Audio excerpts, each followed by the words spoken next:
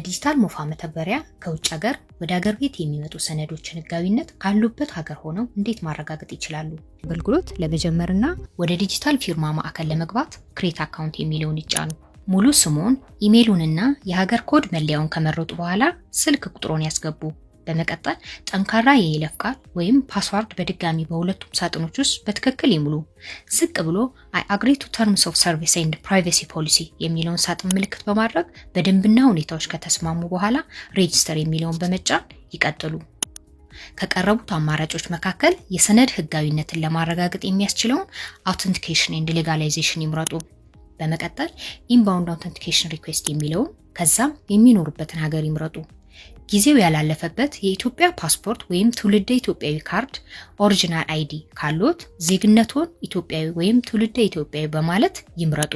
የሰነዶን ህጋዊነት የማረጋገጥ ሂደት ከመጀመሩ በፊት ሰነዶ በሰነድ ሰጪ ዩኒቨርሲቲ፣ ሆስፒታል፣ ፍርድ ቤት ወይም ሌላ ተቋም እንዲሁም በመኖሪያ ሀገሩ በሚገኝ የውጭ ጉዳይ ኤጀንሲ መረጋገጥ ይኖርበታል።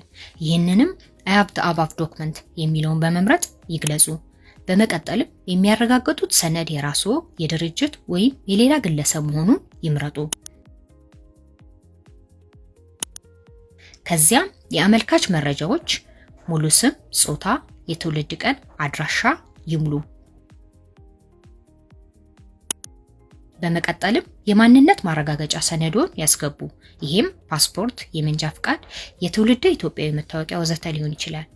ሰነዶን ሲያስገቡ ማድረግ የሚኖርበው ጥንቃቄዎች: ሁሉንም አስፈላጊ ሰነዶች ማዘጋጀቱን እርግጠኛ ይሁኑ። ሁሉንም የሰነዶን ገጾች ማስገባት አይርሱ። ሰነዶቹን ፎቶ ሲያነሱ እንዳይቆረጡቦ ጥንቃቄ ያድርጉ።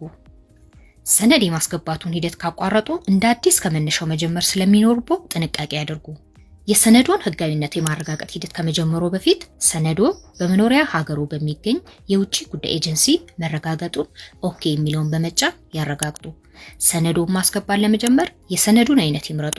በመቀጠል የሰነድ ማጣቀሻ ቁጥሩን ያስገቡ። ከዚያም ሰነዶን ማስገባት ይጀምሩ። አዲስ ፎቶ ማንሳት ወይም ከዚህ በፊት ያነሷቸውን ፎቶዎች ከጋለሪው መርጦ ማስገባት ይችላሉ።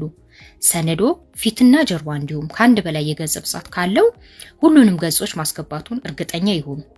ማረጋገጫ የሚፈልጉላቸውን ሰነዶች በሙሉ አስገብተው ሲጨርሱ ደን አፕሎዲንግ የሚለውን ይጫኑ። ሰነዶቹ ወደ ሲስተም እስኪገቡ ድረስ ለጥቂት ሰከንዶች ይጠብቁ። በመቀጠል ያስገቧቸውን ሰነዶች እንዲሁም መረጃ ዝርዝር ይመልከቱ። የማረጋገጥ ሂደቱን ለመቀጠል ስታር ሳይኒንግ የሚለውን ይጫኑ። ከዚያም ሲግኔቸር ወደሚለው ክፍል በመሄድ በቅድሚያ የቪዲዮ ምልክቱን በመምረጥ ሪከርድ የቪዲዮ ሲግኔቸር የሚለውን ይጫኑ። ፊቶ በካሜራ መሃል መሆኑን እርግጠኛ በመሆን ቀዩን ቁልፍ ተጭነው በስክሪኑ ላይ የሚታየውን ጽሑፍ ድምጹን ከፍ አድርገው ያንብቡ። በመቀጠል የፊርማ ምልክቱን ተጭነው በሚመጣለው ሳጥን ውስጥ በጣቶ ወይም በፔን ይፈርሙና ዩዚት የሚለውን ይጫኑ።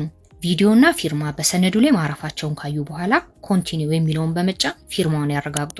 ሁሉንም የፊርማ ሂደቶች ካጠናቀቁ በኋላ ሲስተሙ ሰነዱን አቀናጅቶ እስኪጨርስ ድረስ ለጥቂት ሰከንዶች ይጠብቁ።